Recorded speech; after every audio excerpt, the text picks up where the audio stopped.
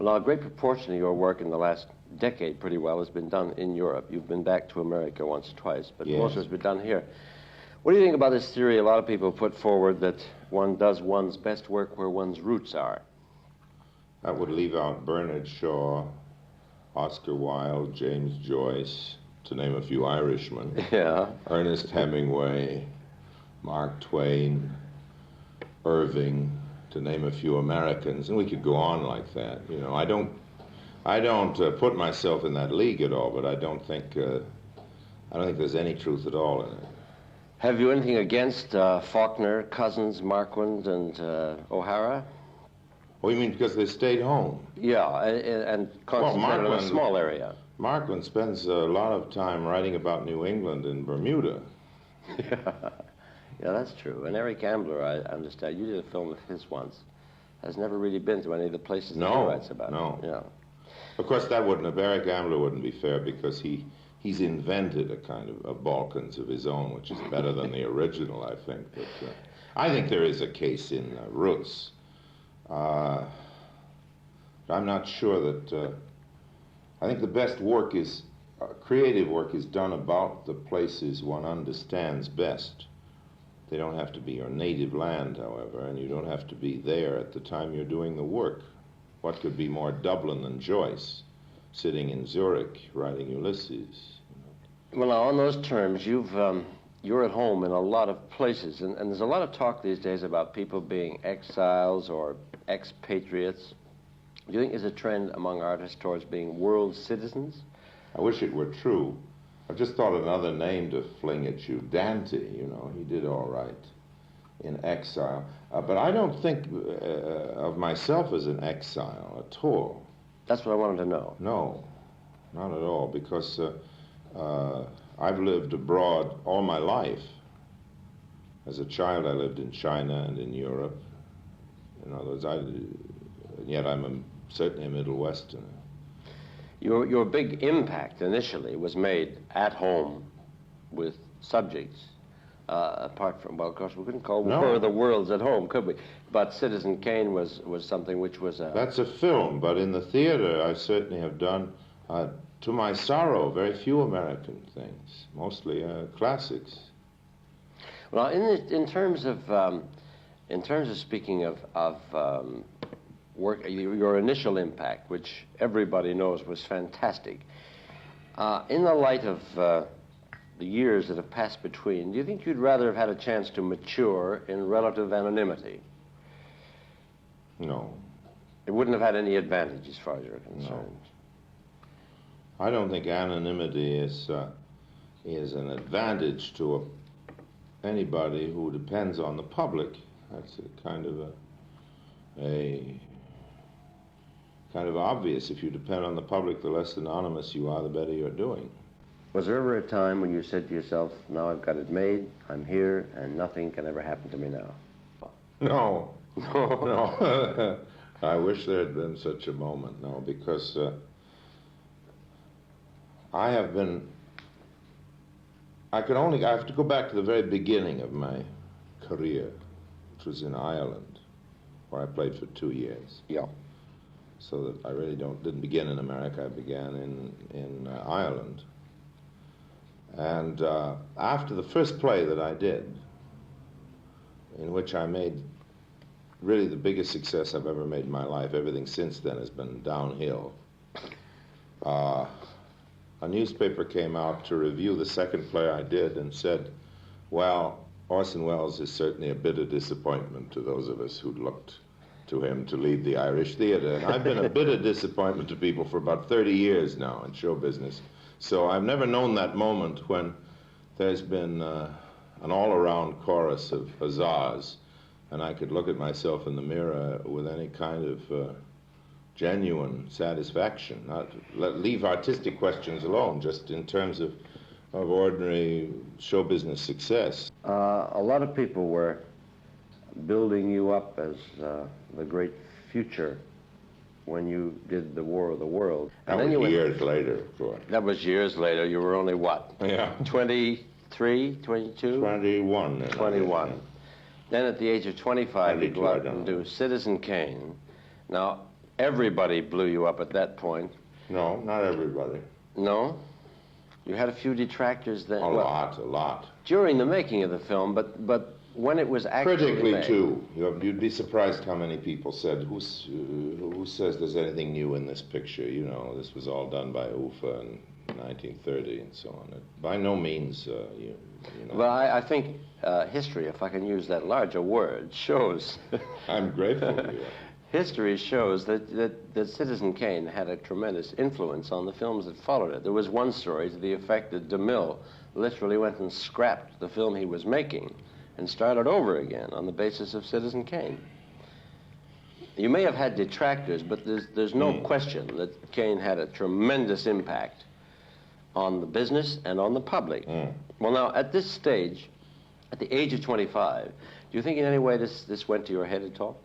No, because as I say, I've been such a big star when I was 15 that really everything seemed to come down to me afterwards. I never lived up to that first moment of glory. In the last century, you wouldn't have had the same opportunities to spread yourself around in media. More?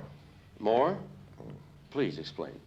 I wouldn't have had television or movies because they didn't exist. But I would have had a critical public, an egghead public, a professional public conditioned for the kind of fellow I am rather than conditioned for the specialist. They said they welcomed the adventurer in the 19th century much more than they do today. My kind of fellow's the real outsider. Well, now, how would you have been an adventurer? I would have seen you as an actor-manager in the 19th century, with your own theater. Yeah, maybe. Well, you know, I've been that too here. I know you I don't think I would have been probably much... I might have been more successful, but I mightn't have made any more of a permanent go of it under those circumstances. In the 19th century, I might have ended up in Parliament, you know. That would have been in the very 18th century, you had people like Sheridan who were cabinet ministers. Imagine an actor daring to do that today. Have you ever considered running for the Senate? Or Yes, Congress? I very nearly ran for the Senate, and in Wisconsin was the place they decided I ought to run. And it was the year I decided not to. And it was the year that McCarthy did run and did win. It was been on my conscience ever since. I can understand that. Do you think that you perhaps spread yourself too thin? No, I don't think anybody spreads himself too thin. I think people say that about me when they want to explain why I'm not better than they think I ought to be, and it's very nice of them to say it. But I don't think, I think people specialize too much. Everybody. You know, I think anybody who can communicate in any medium can do it in at least 2 or 3 different ways, not to try. Well, we're not talking so much about mediums now, which I'd like to come to later, because you've gone into a lot of media as well. But these are different art forms as opposed to media. I suppose you can say that if somebody doesn't spread themselves too much, they can have a more solid and enduring and established success. And if that had been what I wanted, which it never has been, then I shouldn't have tried so many different things. But I've been always more interested in experiment than in accomplishment.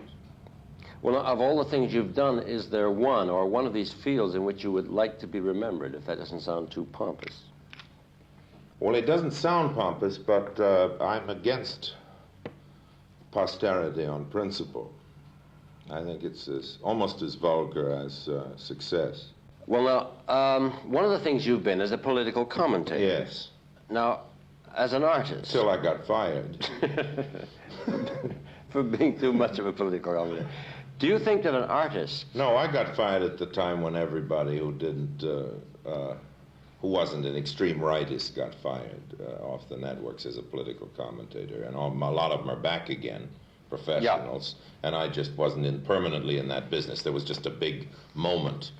You may remember. You were the victim period. of a trend. And there were a lot of us. Yeah. You know, I was in excellent company. I wasn't, this is pre-McCarthy. I wasn't considered a communist. I was just one of the liberals, and they all went. There wasn't Yeah. one left for about a half year, you remember. Well, now this is where we run into this business about, I use the phrase spreading yourself too thin. Do you think that an artist should ally himself to a political party or leader? Doesn't it in some way stultify his function as an artist? Maybe it does. I think a human being and a citizen should. And I believe my own allegiance is stronger to the idea of citizenship, and my own loyalty is greater to the idea of myself as a member of the human family than it is as a member of any profession. I don't take art as seriously as politics.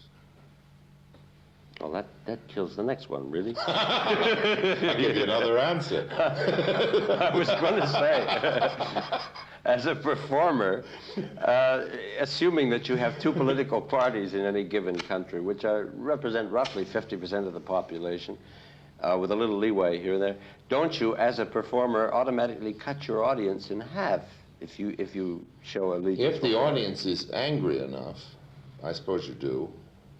And I suppose you're a fool to do it. But if you happen to be more interested in the political question than in the size of your audience, then it doesn't matter. This is a risk you're prepared to take. I took. Yeah, you took it. I took and would take again. Yes. Not because I think I'm God's gift to politics at all, but just if I feel strongly enough about something, I don't regard my career as something so precious that it must come before my convictions.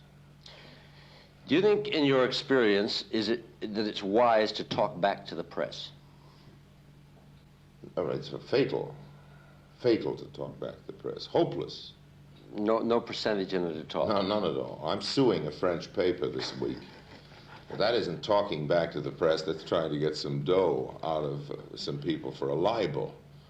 But libel's another question. Well, if we can get you to commit yourself on this, what do you think of the standard of criticism in art forms in the press? I think criticism is fairly high. It's less venal than it was in our grandfather's day, when a lot more newspapers were frankly blackmailers than are today. I think what's wrong with New York criticism is that too much power is invested in too few people, which is bad. If they were the greatest critics in the world, the Herald Tribune and New York Times people shouldn't have life and death powers over a play in New York. It seems to me, evidently wrong. These are the so-called butchers of Broadway. I never called them that. Yeah. Well, I didn't suggest that you not did, because not because I have any reason to placate them. That's a hopeless and lost cause. But no, I don't. I'm not criticizing them for not being critics. I just think it's a shame they're that powerful. But they're perfectly honorable men, well educated, and as capable of judging a play as anybody else. Do you think there's a case for artists becoming critics? No. There is a tendency. I think it's bad. Yeah. I think if an artist wants to pontificate, he ought to get off in another area than his own shop. And do it. Yes, I don't believe in telling artists, what do you mean, you a painter? How dare a painter say to us who we should vote for, or that this is a good play or not? I don't believe a professional is the best critic. I believe in amateurism and an amateur approach to criticism and to everything. Very passionately believe in it. But I do think that when someone who is constantly referring his work to critics and to criticism, whether he wants to or not, who must, the one area where he mustn't pontificate is as a critic in his own particular field. Do you think it's possible to be an amateur critic? Isn't there something in the mere fact of being asked to be a critic which turns you into we're off the air. You're ahead of me for what I just said. Yes. Yes. I'm afraid you're right. It does seem to happen. It has a terrible effect, yes. I've seen it. They asked me, the Sunday Observer, in London, asked me to do I think a few months after Ken Tynan left to go to the New Yorker as a drama critic. And for a moment, temptation, the fun of, Yeah. taking a belt at a few things myself was very great, and I pulled myself up sharply. And I've seen a couple of actors who have taken that job on a temporary basis who are good writers, too. As good writers as they are actors. And they're strangely dim and poor at the job, I think. And I'm sure I would have been worse. Well, during your career, you've probably accomplished more in your line than most people do in a lifetime. Are you in any danger of becoming bored with, say, your current project? No, I don't think so. That's I haven't done as much work as you say. I'm shocked by how little work I've done, really. It just seems like a lot. I'm certainly not bored with what I do.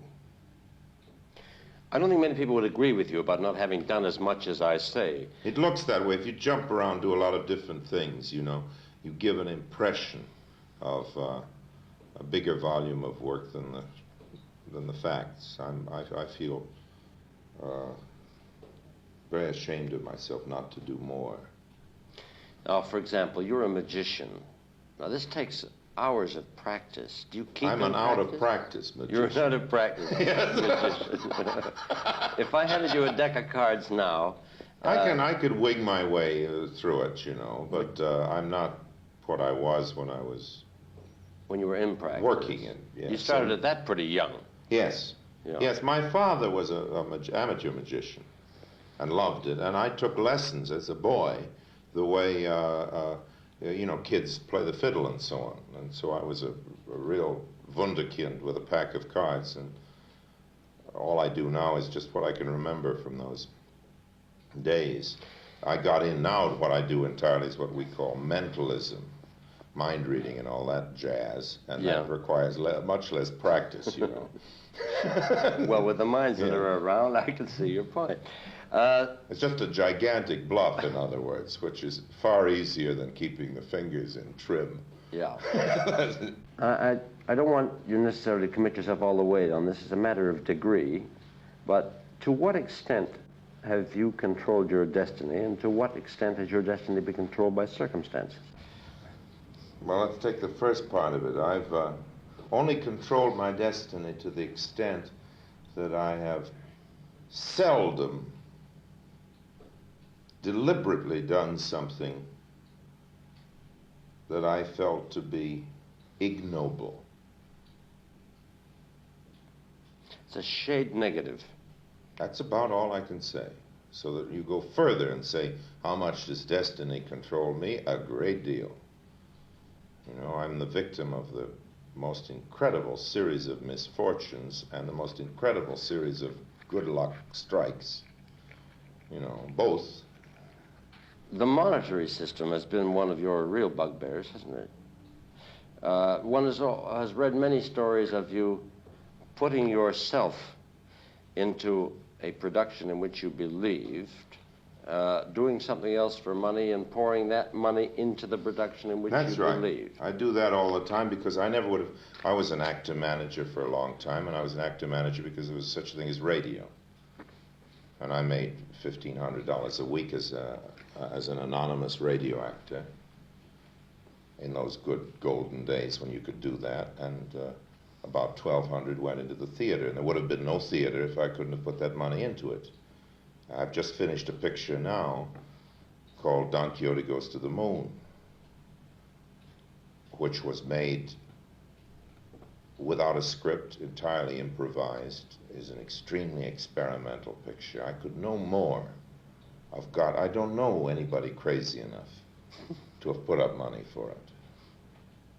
And if there's anything valuable that I've done as a director in films in years, this is it. If it's a flop, it's an interesting one, but it never could have even begun if I'd had to get somebody else to finance it. So I've had to use my career as an actor rather cynically. That's true. I've had to do a lot take a lot of jobs and keep myself alive as a terrible word, movie star, something I never wanted to be, simply because it provided me with the dough to do a few pictures.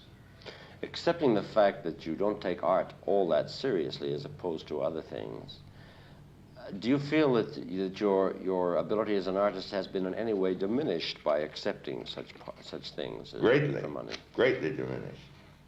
But it's been worth My it position, too, has been greatly diminished. In other words, you spoke of Citizen Kane. It's the only picture I've ever made with a contract of that kind. If anybody would give me another contract of that kind, I think I could make a picture better than that. But I've never been given a second chance. Well, now, in terms of being an adventurer and of being an artist, I don't want to try and pin you down on this, but there's a balance somewhere. Would you say that you live to work or work to live? I regard working as part of life. I don't know how to distinguish between the two. I know that one can, and people do. I honestly think that the best answer to that question that I can give you is that the two things aren't separated in my mind. There are people who devote everything to their work and have no life at all. But you have lived in a big way, and you have worked in a big way. And I don't separate them. To me, they're all part of the work is an expression of life for me. Does the word home mean anything to you? Oh, yes. And when you think of it, where do you think of it? That's a problem. That's a problem, because as a kid, I was moved around everywhere. I have lots of homes, you know. Lots of homes, but I would like to have the one, but I don't, you know. You don't have a rosebud? No. No such thing for you? No. Was there anything in the film you think that comes out of that? I mean, is that out of your personal experience that you didn't have a rosebud? No, I think I'm ashamed of rosebud. I think it's the rather tawdry device. It's the thing I like least in Kane, and it's kind of a dollar book. But Freudian gag, you know, really. It doesn't stand up very well. But one must have somewhere inside one a sense of home. Yes. And you must have it. Yes. Where is it? That's a wonderful question.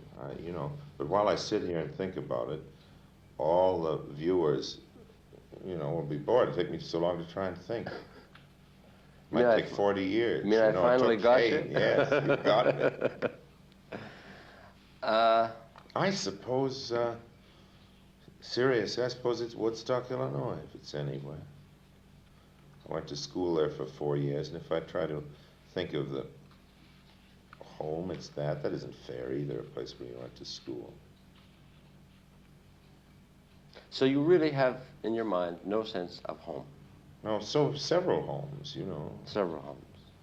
You once said something I thought very interesting and moving about Rome, New York, Paris, and London. Can you remember it?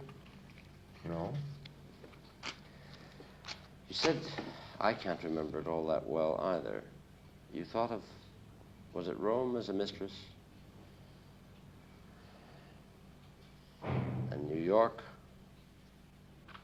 as a place to go back to? And London as a place you couldn't resist going back to from time to time? And I forget what it was about Paris. This means nothing to you. I'm sure I said it, but I can't remember, I have a lot of places. Peking, spent a lot of my childhood there has a great meaning to me, but I wouldn't know how to explain it in terms of home. We live in Rome now because my wife's family is there. We're longing to get away, break loose. Yeah.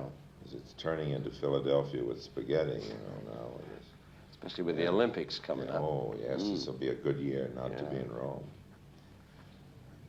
Well, where most of all would you like to settle down if you had to settle down? I'd like to live in Spain better than anywhere in the world. What part of Spain? Avila. Avila, you got me. Where is that? Avila's in the central part of Spain. Horrible climate. Too hot in the summer, too cold in the winter. Very strange, tragic place. I don't know why. I've got a great thing about it. Does poverty not bother you when you live in the midst of it? Yes, poverty bothers me when I live here in the Maurice Hotel, too. Now, nobody in his right mind would deny that you have a magnificent voice. Do you consider this, for an actor, an advantage or a hindrance? Oh, no, a help. You know what Stanislavski said, la voix, toujours la voix. That's no actor was ever handicapped by a voice. He can be handicapped by using it too beautifully. And if you tell me that I do that, I have no defense. It's just except to apologize. I'm not going to tell you that you do that, but it is true that you are capable with a magnificent organ such as yours of conveying emotion without meaning it. More so isn't than a that man. acting? Oh, I'm sorry. Is that acting? Isn't it? You never mean it when you're conveying emotion? Well, if I meant it in a murder scene, I'd kill the girl or the man. I've been told you've come very close to doing that a couple of Untrue. times. No? Untrue. You sure now? Untrue. Untrue. I've heard a couple of stories along those lines. I've heard those stories and they're untrue. The only thing is the poor Caesar who got stabbed once. And that was inadvertent. It wasn't passion. It was a bad aim. Well, I think I heard about an Amelia that got that's in Othello. And the poor little girl, Gudrun York, is about as high as this table. And the job of not hurting her in the strangling scene was so great that when they would see this monster descending on her, naturally the story began to go around how roughly I was treating her. But it isn't so. No, I don't believe. I don't believe that acting is anything except convincing the audience of something that isn't true. Isn't it true that there are a great many superb actors who have become such by realization of the fact that they have indifferent voices and have worked twice as hard for that reason? I mean, I'll cite examples if you like. To me, Laurence Olivier does not have a great voice. No, we don't agree. I think he has a You think he has a superb? marvelous. John Gielgud? Marvelous. Marvelous voice. We don't agree. I'm interviewing you. We'll drop it. He's but you're distinguishing between tenors and baritones, And those are two tenor voices. One is a heroic tenor, one a kind of a lyric tenor. And I'm a bass baritone, There's no difference in quality. It's just a different register. Well, I must beg to differ, but as I say, I'm interviewing you, so we'll go on that basis. Getting back to the stories, is there any? There seem to be a lot of apocryphal stories about you. Is there any truth to the one about with an Iago that you once suddenly threw an epileptic fit, and which terrified this Iago, and that you subsequently said, "How can you rehearse an epileptic fit?" I can remember saying, how can you rehearse an epileptic fit, because I have never been able to play that scene well in Othello. And what I should have said was, how do you act an epileptic fit? Something that I haven't been able to answer yet, since I always had to fake it. And I know it's been wonderfully done in that scene, and I'm one of the actors that's invariably stunk it up. But if it terrified any of the Iagos I've played with, I'm delighted to hear it. I wouldn't like to say that was untrue. The fact that you say you've invariably stunk it up, is that one of the reasons you keep doing it? No, that scene. I was speaking of the actual epilepsy. No, but I mean, you keep doing, you've done Othello many times. Yes, but you can't cut out the fact that he has an epileptic fit. And I think every great role, every great tragic role, has the scenes that the actor who is playing it can't do. We don't know about Garrick, but the greatest actors cannot do every scene in Lear. They can do 4 out of 5 if they're best, or 3 out of 5 if they're not so good, But so there's always the scene you can't do, and probably many. There's the one you can't do. We put it that way. And the fit of Othello, I've never licked. Maybe the next time I play it, I'll figure out a way. Well, the fact that you know you can't do it doesn't stop you from trying. No, I do my best, and keep the play going and try to find something. I get it over with pretty quickly, though. Well, every time. In the movies, I cut to a lot of seagulls. Staying on the subject of style, I think there's a general feeling in Europe that Americans, as such, American performers, have no sense of period. That is to say, True. You'll get you get a lot of English and French actors in with an American actor playing the lead, and suddenly you hear him say God instead of God, and the whole effect is gone. You are one to whom I would say this does not apply. But do you think it is true, basically, Yes. of the Americans? Yes, it is true. One of it is because we don't put on those plays enough. Imagine trying to have a generation of fine ballet dancers. If instead of having a permanent ballet company, you produced Swan Lake every 4 or 5 years. Yeah. Or imagine trying to have a generation of opera singers if Tannhäuser or Aida, or whatever you want to name, Don Giovanni, was done the same amount of times that we do Hamlet in New York or in the New World. Do you think that this... And naturally they do it better in England because they do those plays all the time. Does this rule out Americans doing Shakespeare, basically? Not at all. But until Americans believe the necessity to learn what they don't know, it rules them out. What's bad about American actors is their arrogant assumption that speech, movement, wearing a costume, all of this kind of thing is unnecessary as long as you're vital. That's a great weakness among American actors. Always has been, not just with this generation. It was, I found it true when I was producing Shakespeare. When I first started, 1,000 years ago in New York, was still that way. And there are American actors with that sense, and whoever wants to can do it. It isn't the incapacity. It's the feeling that it isn't very necessary or important. The assumption that Macbeth is just some kind of a gangster without bothering to find out what it was like to be a king, or what it meant to be a king when Shakespeare wrote the play. Is it possible in present-day America to understand that, to comprehend that, as opposed to the tradition that has been handed down in Europe as far as acting is concerned? It's all an act of imagination. I think the greatest living actor of Shakespeare is only guessing.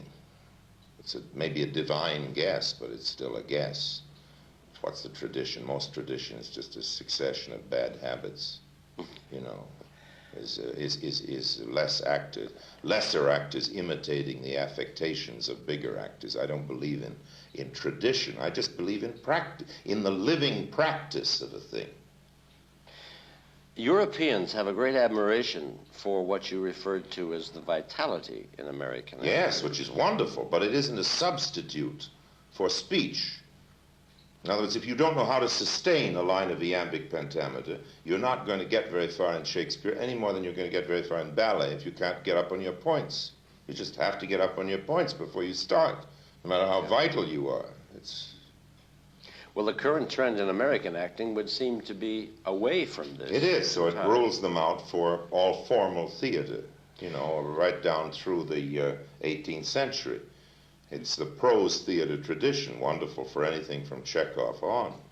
You don't think there's a danger that it may be ruled out entirely? Yes. You think it's possible? Yes. Yeah, I read something by Peggy Webster not very long ago where she said that certain people should be put on film at this point, because otherwise nobody will know how to That move wouldn't do any good. Now I'll go over to your point of view about teaching. You never learn anything from that except to laugh at the things that had become dated, Besides, if Margaret Webster had her way, she'd put Maurice Evans on film, and what could be less in You don't think it'd be any advantage just learning how to take a sword out of a scabbard? Well, they wouldn't learn it from Maurice Evans or Margaret Webster. No, I can see your point. Yes, right. Now I want to get on to something else. Has your own acting been inhibited by directing yourself? Never, no.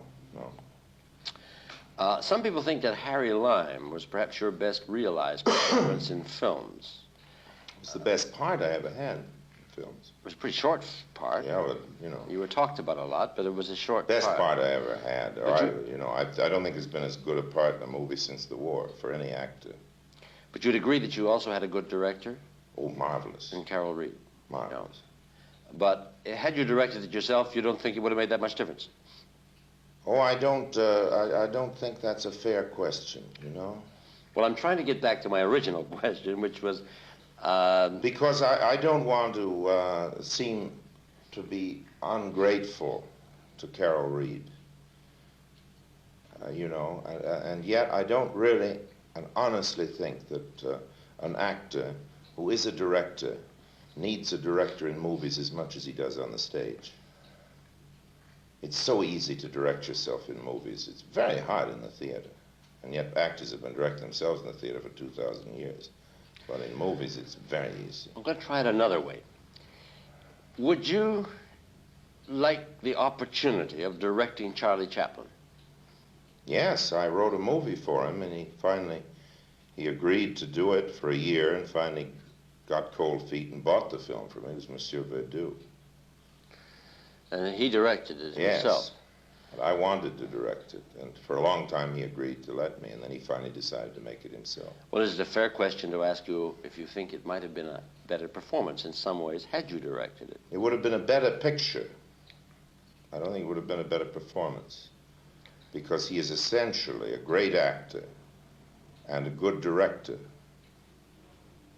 And it is conceivable that he could have a better movie than he can make, a better talking movie than he can make as a director. But this is simply a qualification of his directing ability. Not of his acting ability. And has nothing to do with whether he is acting at the same time as he's directing. Not at all. I see. Well, I'm stymied there, too. No, I don't want to stymie you. Excuse me. I've been playing lawyers too often in movies the last couple of years, I think. I just got out of a big courtroom scene now, and I'm so used to thwarting the prosecutor here that's probably... I'm not being fair. I know what you're trying to get me to admit, that I would act better if I allowed myself to be directed, and it's something I don't want to admit because I get so few chances to direct. And I'm always being directed that I don't want to go around saying how glad I am to have directors, because I'm always looking for a chance to direct. Well, that's fair enough. But can't be more frank than that. But they are basically two jobs, aren't they? Is it not possible that you could conceivably do a better job of one or the other if you had only one to concentrate on? No, not in movies. Not in movies. Not a real actor-director in movies. I'm convinced of it. I don't think that Olivier would be any better in Shakespeare in the movies with another director. I might, as a rival director, think somebody could make a better picture around him, as I do Chaplin, or as he might think about my pictures. Yeah. But not, I don't think there's anything to do with him as an actor that amounts to anything. There might be a take or two you'd improve, but not enough so it matters. I think first of all, I think directing's the most overrated job in the world. It's the only one I really love in show business, but I think it is tremendously overrated. Well, now, can that be true in the sense that a great many people that I've talked to who have worked under you as a director have said that they have never been able to duplicate a performance under another director as they have under you? This is a statement from an actor and an actress, which seems to indicate that directing is to them terribly important. I think it is to actors. I agree. But I think that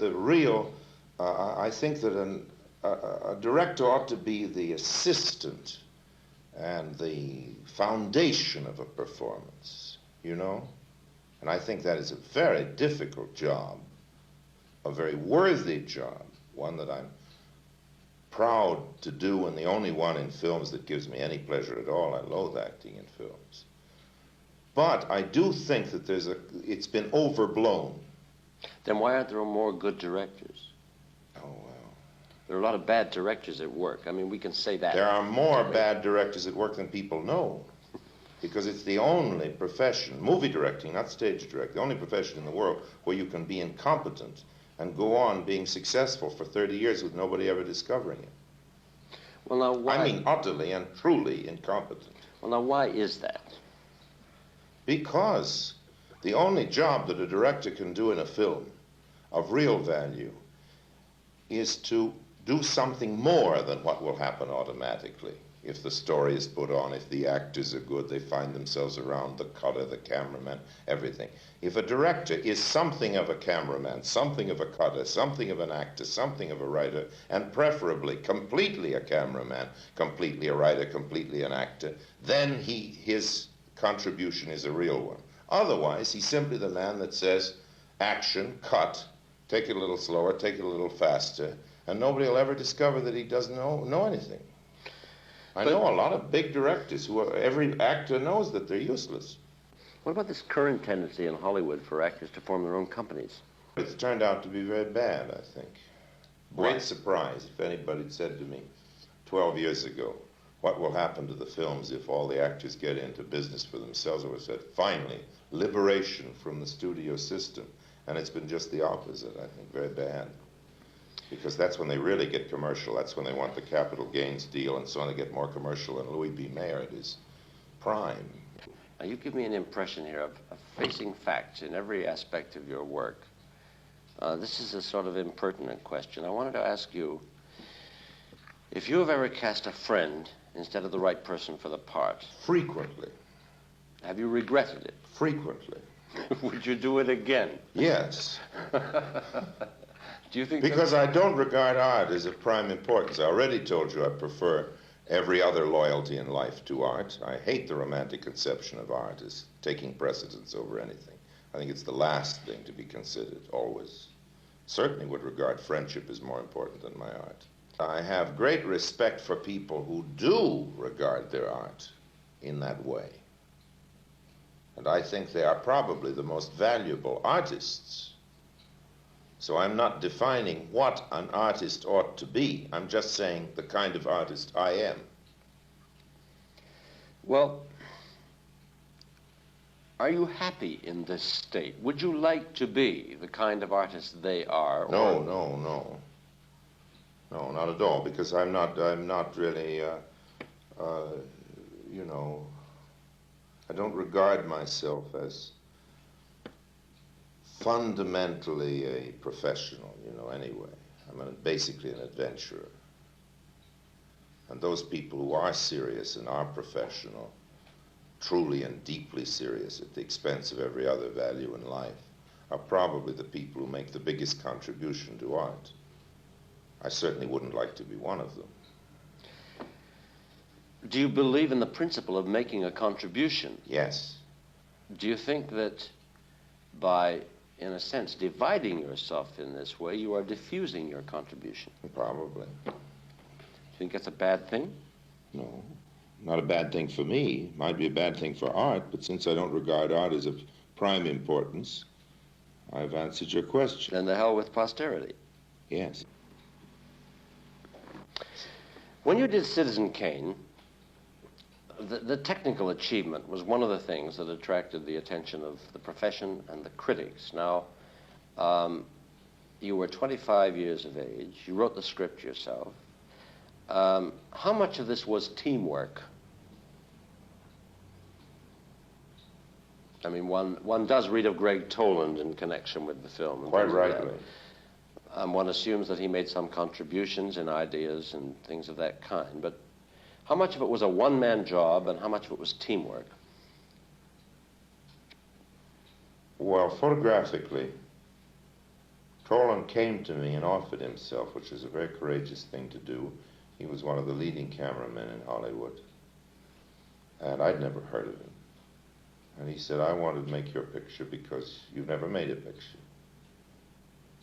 And I'd never been on what the British call the floor, on the set, before my first day directing a picture. I simply didn't know, except theoretically how it must be done. And I've always had a deep conviction that there is no mystery to anything, and that it's only petty people who try to make photography or sound recording or acting or anything else sound difficult. I think you can teach any intelligent person to do any of those jobs in 2 or 3 days. You know, convinced of it.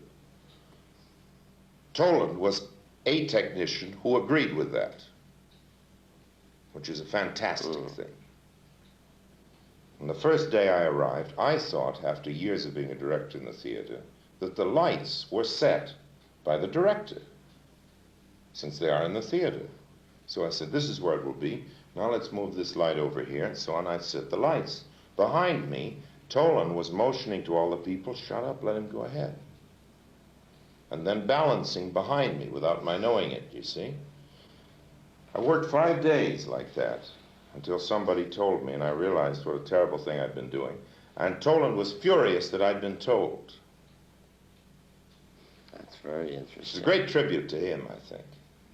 And he said, you don't know what it means because you don't look at it from formula. So the minute I realized that, then I began asking for things which in my ignorance were impossible to do. Nobody ever asked. That I didn't intend as innovations. It just seemed to me that anything in a frame that you could look at, you ought to be able to do these things. Mm-hmm. So Toland said, let's go ahead and try. Now, under my contract, nobody could look at the rushes but me. If we ruined something, it didn't matter. Toland had that wonderful spirit, so we just went ahead and tried. So it was partly the great spirit of Toland, the fact that he was the greatest cameraman who ever lived and the fastest, and had that wonderful spirit, and partly my own ignorance. I didn't know what you couldn't do.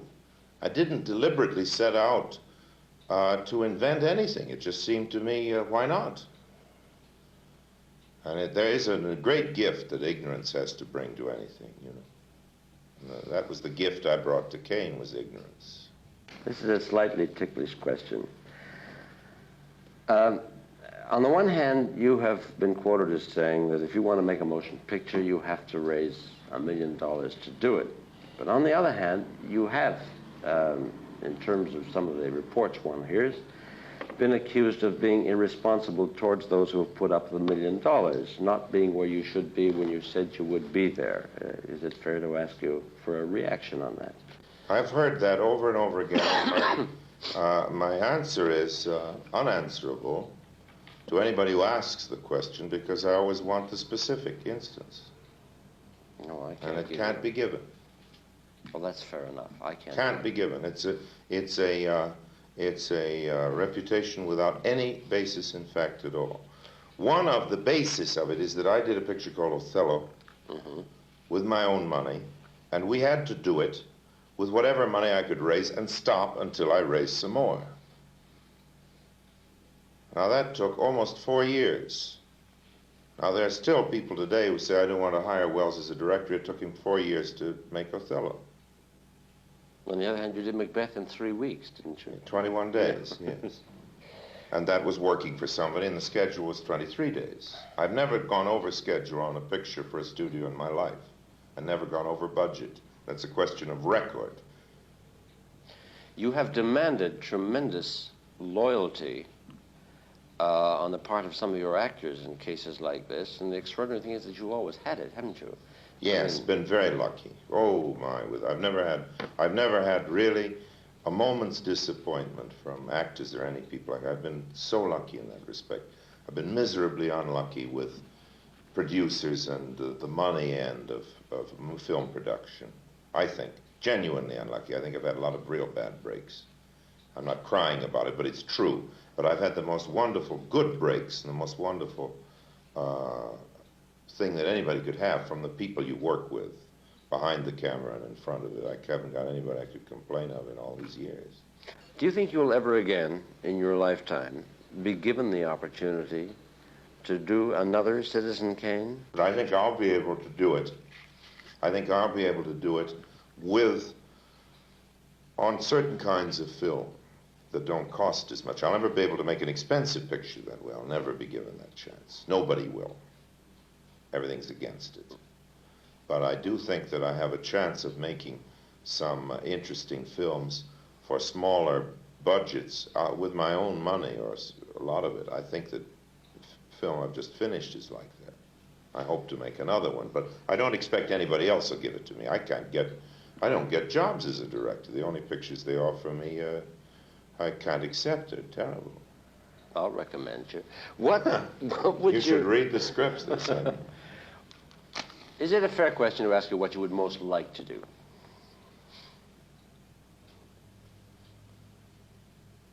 Ever? Ever. I would like to do something which would leave at least the art form concerned or the profession better for my having done it. Which is something we've covered and has been suggested that you have done. Well, I hope so. I want to do more of that. And I don't really care in what form it is. Do your concrete plans at the moment incorporate anything like this? Yes, well, anything that I do that I think is a full expression of myself is intended along those lines. But I don't think I've answered that question fairly. I want to go back and say, yes, there is something I want to do that I've never done, and I do want to do, which is to use this medium for something except entertaining. Television. Television and films. I was saying that I thought television ought to do more than entertain. I don't think television is a superb medium of entertainment. I think it's a second-rate medium of entertainment. Basically a second-hand medium of entertainment. I think it shows movies in a small second-hand way. I think television drama is wonderful for the young fellows who want to break in and so on, but really isn't in the league of fine movies or theater, or radio, which I think is superior. This is all personal opinion, needless to say. I think everything that is done in television as entertainment is less than the best that television is, which is basically, in my view, a medium of communication rather than of entertainment. You can expose a personality, you can deal with a subject. It's a medium of journalism, medium of ideas, of information, even a narrative medium, wonderful storytelling medium, as opposed to a dramatic medium. So to that extent, entertainment is possible on it. When you said expose personalities... In a good sense. I don't mean to show them up. Have there not expose been, them in the sense of film being exposed to sunlight. Do you subscribe to this belief that television shows what a man really is? You know, haven't there been a lot of phonies come across television and say... There have been a lot of phonies who've looked me deep in the eye, you know, great con men. And have fooled a lot of people. Yes, fooled me and fooled a lot of people. I think you can fool the public just as much as you can fool your wife. I've never been able to do it. No, but I understand it's happened. You know, I've never fooled the public, much less my wife. But I know people do. Well, what do you mean specifically? I shouldn't say I've never fooled the public. I guess I have, but I've never intentionally fooled them. Let me put it that way.